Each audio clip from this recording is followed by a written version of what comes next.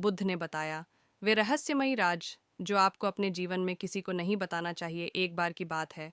भगवान बुद्ध अपने शिष्यों के साथ एक शांत और सुंदर वन में ठहरे हुए थे।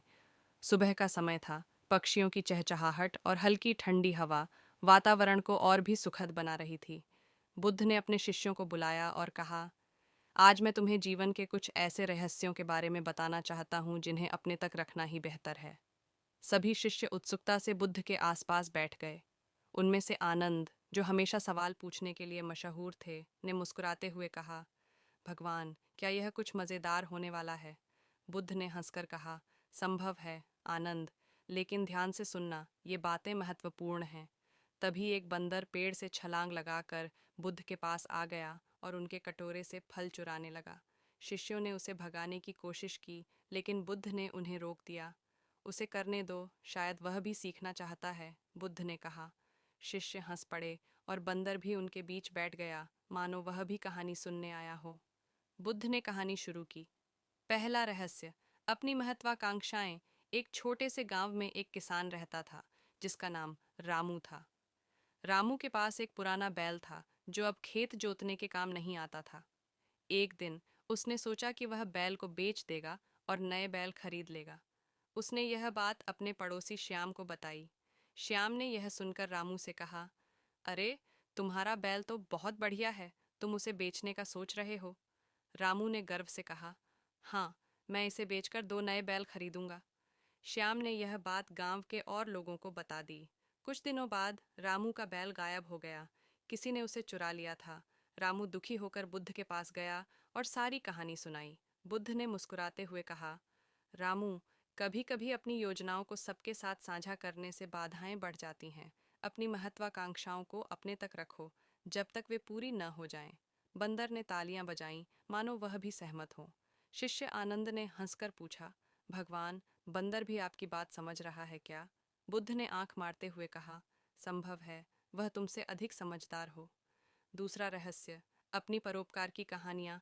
एक बार एक राजा था, जो बहुत दान पुण्य करता था, लेकिन वह हर बार नगाड़े बजाकर सबको बताता था कि उसने कितना बड़ा दान किया है।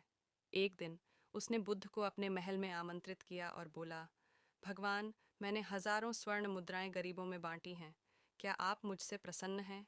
बुद्ध ने शांतिपूर्वक उत्तर दिया, राजन, सच्चा दान वही है जो बिना दिखावे के किया जाए। जब आप अपने परोपकार का ढिंढोरा पीटते हैं तो उसका पुण्य कम हो जाता है।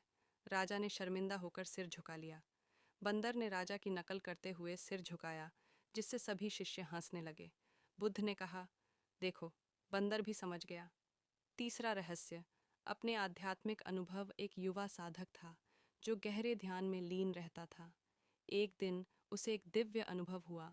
वह उत्साहित होकर गांव में सभी को बताने लगा कि उसने क्या देखा। कुछ लोग उसकी प्रशंसा करने लगे, जबकि कुछ ने उसे पागल समझा। धीरे धीरे उसका अहंकार बढ़ने लगा और वह ध्यान से दूर हो गया। वह बुद्ध के पास आया और बोला, भगवान, अब मुझे ध्यान में आनंद नहीं आता। बुद्ध ने कहा, जब तुमने अपने आध्यात्मिक अनुभवों को दिखावे का माध्यम बना लिया, तो उनका प्रभाव कम हो गया। आध्यात्मिकता आंतरिक यात्रा है, इसे भीतर ही संजोना चाहिए। बंदर ने आंखें बंद करके ध्यान की मुद्रा बनाई, लेकिन बीच बीच में एक आंख खोलकर सबको देखता रहा। सभी हंस पड़े। बुद्ध ने मुस्कुराते हुए कहा, शायद वह दिखा रहा है कि दिखावे से कुछ हासिल नहीं होता। तभी एक शिष्य ने पूछा, भगवान, लेकिन अगर हम अपने रहस्यों को साझा नहीं करेंगे तो हम दूसरों से कैसे जुड़ेंगे? बुद्ध ने उत्तर दिया, प्रेम, करुणा और मित्रता से जुड़ो, लेकिन अपने व्यक्तिगत रहस्यों को सोच समझकर साझा करो। यह तुम्हारी सुरक्षा और शांति के लिए है। उसी समय एक गाय वहां आ गई और बंदर का केला खा गई। बंदर ने चौंक कर देखा और फिर कंधे उचका दिए, मानो कह रहा हो, चलो, कोई बात नहीं। बुद्ध ने कहा, देखो, वह अपने नुकसान पर भी शांत है। हम भी जीवन में आने वाली छोटी मोटी परेशानियों को हल्के में लें तो जीवन आसान हो जाएगा।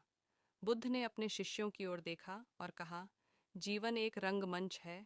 यहाँ हंसी मजाक, गंभीरता, खुशी, दुख सब चलता रहता है, लेकिन कुछ ऐसे रहस्य हैं जिन्हें अपने तक रखना ही बेहतर है।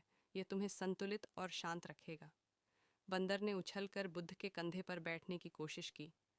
बुद्ध ने हंसते हुए उसे उठाया और कहा, तुम भी सीख गए हो।